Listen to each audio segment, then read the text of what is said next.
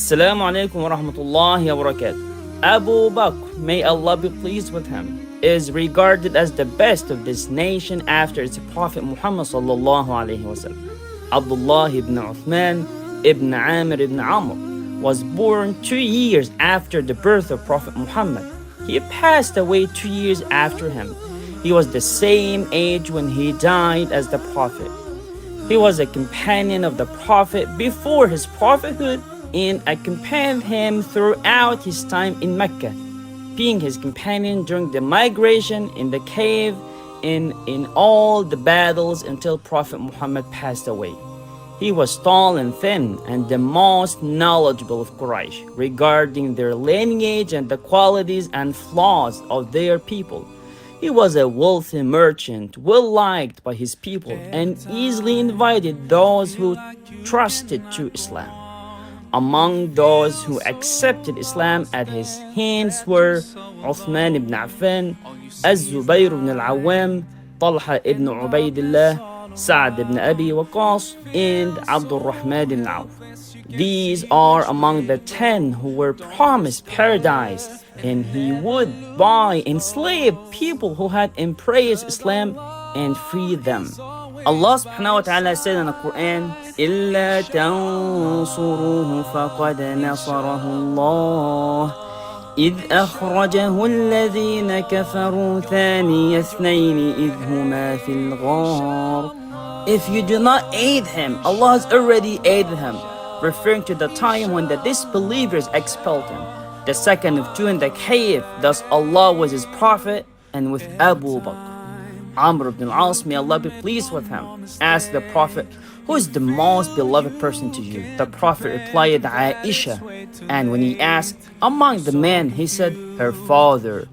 Prophet Muhammad sallallahu alaihi wasallam said, the most trustworthy people to me in his companionship and wealth is Abu Bakr.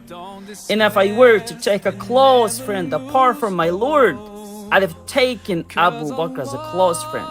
But the brotherhood of Islam and its affection are sufficient. Abu Bakr spent his wealth on the Prophet and on the oppressed Muslims. And the Prophet said, no wealth has been as beneficial to me as the wealth of Abu Bakr. He migrated with the Prophet with all of his wealth. The Prophet ﷺ said about Abu Bakr and Umar, you are the two leaders of the people of paradise among the first and the last, except for the prophets and messengers. Do not inform them, O Ali, as long as they are alive.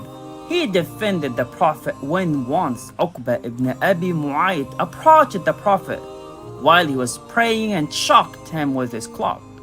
Abu Bakr came and pushed him away, saying, are you gonna kill a man just because he says, my Lord is Allah, while he has brought you clear signs from your Lord? Among his greatest virtues, showing the depth of his faith and strong conviction, was his well-known stance on the day Prophet Muhammad ﷺ passed away. It was a shock that left the minds of the most rational people in turmoil. Even Umar ibn Khattab, may Allah be pleased with him, said, by Allah, the Messenger of Allah has not died. Abu Bakr remarked that if Allah were to resurrect him, he would sever the hands and the feet of certain men. Later, Abu Bakr addressed the people in Al-Awali, stating his famous words, whoever worships Muhammad, Muhammad has died. And whoever worships Allah, Allah is alive and does not die.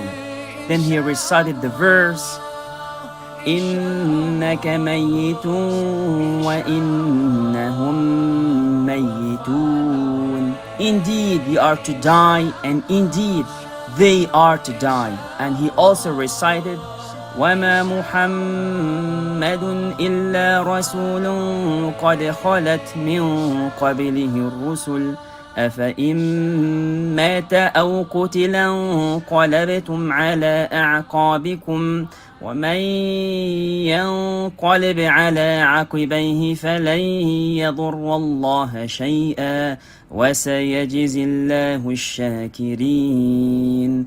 And Muhammad is by messenger. Other messengers have passed on before him.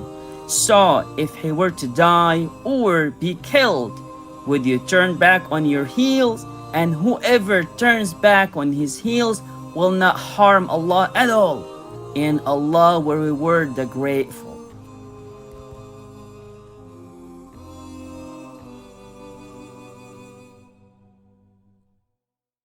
Every time you feel like you cannot go on, you feel so lost and that you're so alone. All you see is night and darkness all around. You feel so helpless, you can't see which way to go. Don't